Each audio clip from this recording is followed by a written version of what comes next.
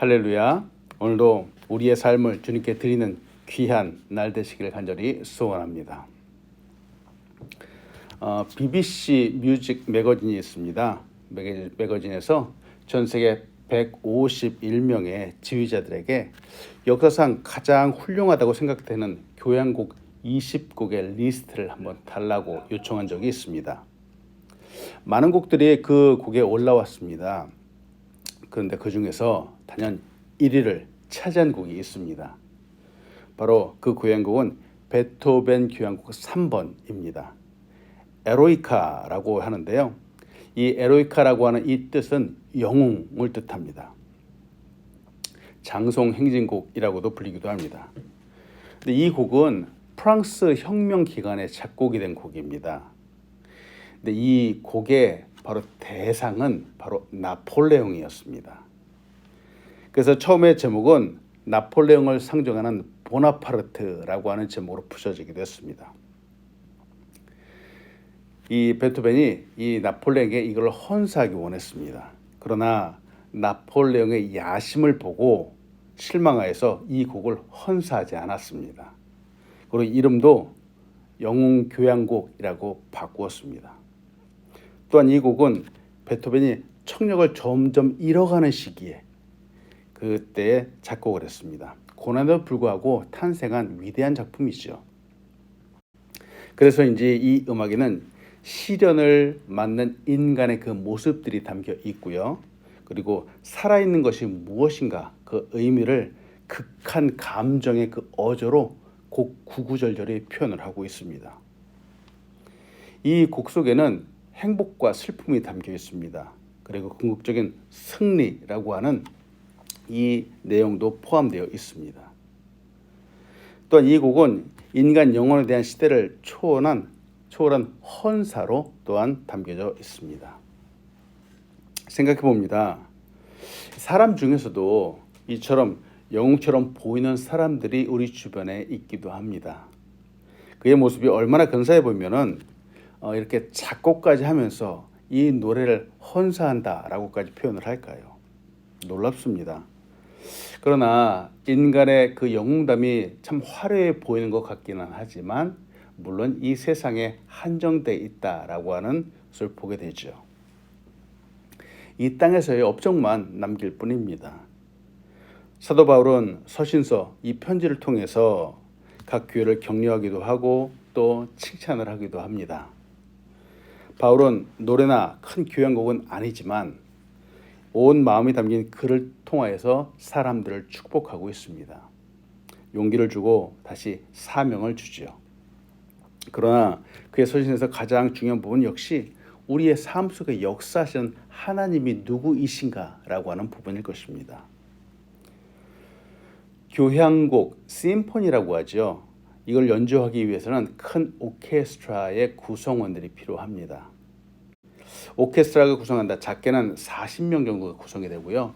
크게는 100명도 넘게 구성이 되기도 합니다. 이 100명이 넘는 사람들이 모두가 합하여서 정말 아름다운 선율을 만들어냅니다. 사람들이 많기 때문에 나 혼자 음을 잘 내지 못한다라고 하면 어떻게 될까요? 이 전체적인 조합이 아마 아름답게 되지 못할 것입니다. 구석에 있을지 모르지만 최선을 다하고 정말 헌신하고 화음을 나눌 때 가장 아름다운 음악이 완성이 되는 것이죠. 하나님은 우리의 삶이 이 땅 가운데서 아름다운 오케스트라와 같은 선율을 나타내는 삶이 되기를 원하십니다. 협력하여 선을 이루는 것이죠. 혹시 나의 삶의 어떤 부분에서 불협화음이 일어나고 있지는 않는지요? 혹은 누군가의 관계에서 음이 이탈하는 것 같은 그런 관계를 형성하고 있지는 않는지요? 하나님이 지휘하시는 우리의 삶 가운데 때로는 헌신하기도 하고 정말 조화롭기도 하여서 우리의 삶이 정말 아름다운 삶으로 만들어지기를 간절히 소원합니다. 오늘 디모데후서 4장 1절로 2절을 봅니다. 하나님 앞과 살아있는 자와 죽은 자를 심판하실 그리스도 예수 앞에서 그가 나타나실 것과 그의 나라를 두고 엄히 명하노니 너는 말씀을 전파하라. 때를 얻든지 못 얻든지 항상 힘쓰라. 범사의 오래 참음과 가르침으로 경책하며 경계하며 권하라. 여러분, 겉보다는 과정이 중요합니다. 그리고 성공보다는 성실함이 중요합니다. 세상은 그 결과만을 놓고 보는 경우들이 얼마나 많은지 모르겠습니다. 그래서 과정을 무시하죠. 그래서 사람들이 수단과 방법을 가리지 않고 정말 남을 짓밟고서라도 성공하려고 합니다. 그래서 그 모습이 참 추악해 보이는 것이죠. 하나님은 그런 성공, 그런 승리를 기뻐하지 않으십니다. 하나님은 그 과정 하나하나를 다 보시고 또 믿음과 정직과 거룩함을 보시죠. 하나님은 열매 이전에 사역자의 그 마음의 중심과 자세를 보십니다. 이제 육신의 죽음이 얼마 남지 않은 사도 바울은 영적인 아들 디모데에게 이야기를 하고 있습니다. 얘기를 하는데 잘해라, 성공해라, 정말 꼭 승리해야 된다 이렇게 말을 하는 것이 아니라 바로 이 영적인 부분을 강조하고 있는 것이죠. 하나님과 예수 그리스도 앞에서 오래 참으라는 겁니다. 인내하라는 겁니다. 그리고 항상 복음 전파에 힘쓰라 하고 이렇게 말합니다. 복음을 전하는 것은 때로는 물론 길이 확 열리기도 합니다만 상당수는 그렇지 않기도 합니다. 여러분, 우리가 이 세상을 살아갈 때 정말 그리스도 안에서 우리에게 맡겨진 사명이 무엇인지요? 우리에게 주어진 사명은 정말 주님의 말씀을 전파하는 것일 것입니다. 금방 보았던 말씀처럼 말씀을 정말 잘 전해야 되는데 모든 상황들이 정말 잘 전할 수 있는 상황이 되기도 하지만 대부분의 상황들은 말씀을 전하기에 참 열악한 상황으로 우리 앞에 펼쳐지기도 합니다. 그럼에도 불구하고 말씀을 전하는 것이죠. 말씀을 잘 전한다. 이 말씀을 잘 전하기 위해서는 어떻게 해야 될까요? 우리의 삶을 말씀처럼 살아가야 됩니다. 내가 말씀이 되어야 됩니다. 말씀을 보고 듣고 읽었다면 이제 이후로는 이 말씀을 우리의 삶 가운데 살아내기 위해서 노력해야 됩니다. 내 삶은 여전히 세상적인데 말씀을 전하겠다고 하면 사람들이 비웃습니다. 너나 잘해라 라고 말하기도 합니다. 그래서 결과보다 과정이 중요하다라고 하는 겁니다. 성공보다 성실함이 그래서 중요합니다. 사람이 그렇죠. 어느 날 갑자기 성공한 친구가 내 눈앞에 나타납니다. 물론 그의 성공 비결이 어떤가 정말 너무나도 궁금하기도 합니다만 어딘가 약간 속이는 것 같은 그런 냄새가 나기도 하는 거죠. 선뜻 그를 믿을 수 있을런지요. 의심이 가는 것이 사실입니다. 그러나 그거는 반대로 우직하게 열심히 하는 사람이 있습니다. 이런 분들이 성공하는 것이 쉽지는 않지만 그래서 성실함으로 신용으로 꾸준히 해서 좋은 결과를 나타낸다고 한다면 그는 믿을 수 있습니다. 신뢰할 수 있죠. 바로 우리의 신앙생활이 그래야 되겠습니다. 우리는 변함없이 하나님을 믿습니다. 섬깁니다. 우리의 믿음이 변하지는 않을 것입니다. 그런데 여기에 변함없이 계속해서 쭉 이어지는 우리의 예배 생활, 기도 생활, 믿음 생활이 있다면은 사람들은 우리가 예수 그리스도에 대해서 하나님에 대해서 말하는 이 말을 정말 믿을 수 있을 것입니다. 기도할 때도 매일같이 기도가 너무 잘 되지는 않을 겁니다. 몸이 아프기도 하고 또 마음이 아플 때도 있습니다. 그래도 기도하는 것이죠. 말씀을 보는 것도 그렇죠. 정말 바쁘기도 합니다. 무슨 일이 갑자기 생기기도 하고 시간이 없습니다. 그래도 변함없이 말씀을 보는 겁니다. 그리고 늘 웃는 것이죠. 얼굴에 그리스도의 향기를 바라는 겁니다. 삶이 힘든 순간이 오더라도 예수의 빛을 비추는 것이죠. 어렵습니다. 쉽지 않습니다. 계속해서 성실하게 변함없이 꾸준히 한다는 것이 정말 쉬운 일은 아닙니다. 그래서 사회에서도 이 한 가지 일을 오래 한다라고 하는 이 사람을 높이 사지요. 저는 여러분들이 사회적으로 성공하고 정말 잘 되기를 소원합니다. 그리고 더욱 믿음에서도 성장하고 성숙하고 높은 자리에서도 빛을 발하는 사람이 되기를 간절히 소원합니다. 바로 이것이 바울이 디모데에게 전하는 사명이고 이 시대를 살아가는 그리스도인의 사명입니다. 아멘.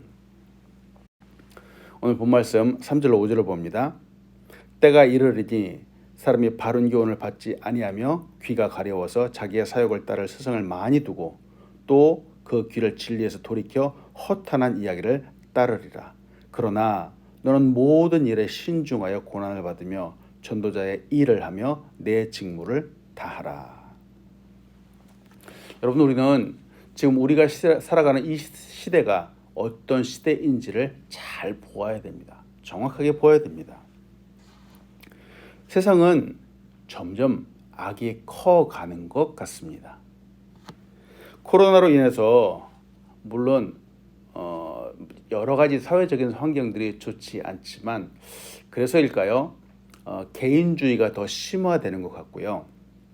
그리고 이기주의가 팽배하는 것 같고 더군다나 물질 만능주의라고 해서 돈이면 모든 것들이 다 된다라고 하는 그런 사상들이 우리의 삶 가운데 있습니다. 오늘 본문이 말하는 것처럼 사람들이 바른 교훈을 받지 않는 거예요. 그리고 옳은 소리를 듣지 않습니다. 욕심이 가득합니다. 있어도 더 갖고자 하고 심지어 남이 있는 것고자 빼앗고자 하는 그런 마음들이 우리의 주변에 얼마나 많은지요. 하나도 득이 되지 않는 허탄한 이야기들의 귀를 기울이는 세대가 아마 지금이 아닐까라고 생각을 합니다. 미안합니다. 우리의 삶을 조금 더 긍정적인 모습으로 보면 좋겠는데 우리의 주변에 보여지는 모습들이 참 안타깝다라고 하는 거죠. 오늘 말씀처럼 자신들이 듣고 싶어 해주는 말을 하는 곳을 찾아가는 거죠. 그런 사람들을 만납니다. 자기의 욕심이나 잘못된 것도 잘했다라고 말하는 사람들, 합리화해주는 거짓 교사들을 찾아가는 거죠. 생각해 봅니다. 이런 세대 가운데 우리 그리스도인들은 어떻게 살아가야 될까요? 오늘 말씀을 우리의 삶에 적용하기 원합니다. 복음으로 살아가는 사람들은 예수 그리스도를 믿음으로 살아가는 사람들은 여러분 이 세상의 흐름에 역행하는 사람들입니다. 세속의 물결을 거슬러 올라가서 정말 허망한 말이 아니라 진실된 말을 하는 사람들이죠. 진리를 선포하는 말입니다. 사람들의 귀에 좋은 말을 하는 것이 아니라 잘못된 것은 잘못되었다라고 믿음으로 말할 수 있는 사람입니다. C.S. 루이스는 우리에게 이렇게 얘기를 합니다. 천국을 지향하면 세상을 덤으로 얻을 것이다.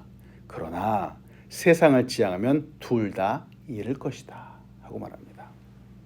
이 시대에 필요한 용기가 무엇일까요? 잘못된 것을 잘못되었다라고 과감히 말할 수 있는 용기일 것입니다. 이 시대는 자아가 줄어들지요.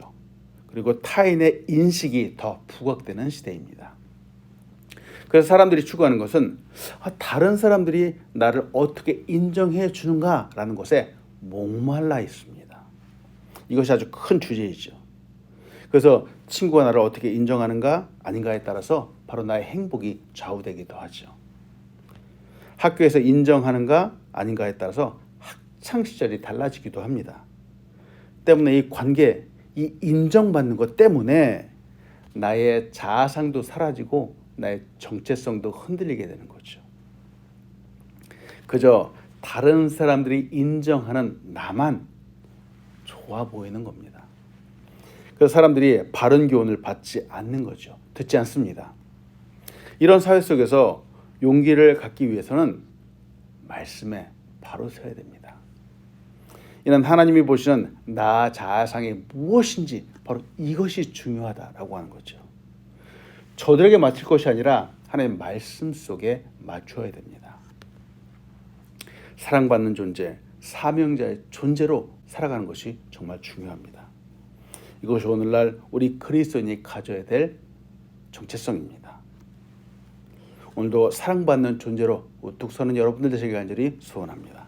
아멘. 끝으로 6절과 8절의 말씀을 봅니다. 전제와 같이 내가 벌써 부어지고 나의 떠날 시각이 가까웠도다. 나는 선한 싸움을 싸우고 나의 달려갈 길을 마치고 믿음을 지켰으니 이제 후로는 나를 위하여 의의 면류관이 예비되었으므로 주 곧 의로우신 제사장이 그 날에 내게 주실 것이며 내게만 아니라 주의 나타나심을 사모하는 모든 자에게도니라. 인생은 영원하지 않습니다. 모든 것을 내려놓고 총결산을 해야 될 때가 반드시 옵니다. 믿음의 경주 끝에는 의의 면류관이 준비되어 있습니다.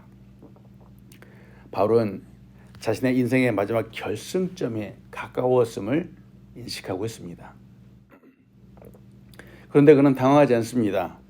그는 구약의 제사처럼 어린 양이나 송아지가 번제로 드려질 때 그 위에 포도주를 부어서 드렸던 제사 방법, 바로 전제처럼 자신이 주님 앞에 드려지기를 소원하고 있습니다. 바울의 지난 날은 정말 힘들었습니다. 바울의 삶의 믿음의 모습들을 보면서 참 믿음으로 살아간다라는 것이 쉽지 않다라는 것을 보게 됩니다. 그러나 바울은 당당하게 이야기를 하고 있죠. 그의 말을 보면서 보고 싶은 것은, 첫째, 그는 선한 싸움을 싸웠다라고 당당하게 이야기를 합니다. 너무 멋있습니다. 성도는 그의 인생에서 끊임없이 일어나는 죄와 사탄과의 영적 전쟁에서 싸워야 됩니다. 싸울 수 있어야 됩니다. 용기를 가져야 됩니다. 믿음을 가져야 되죠. 그리고 그는 두 번째, 나의 달려갈 길을 마쳤다라고 이렇게 고백을 하고 있죠. 달려갈 길을 마친다. 어떠한 상황 가운데서도 포기하지 않는 겁니다. 믿음을 저버리지 않는 겁니다. 결승점에 갈 때까지 끝까지 완수하는 겁니다. 그리고 세 번째, 믿음을 지켰다라고 고백을 합니다.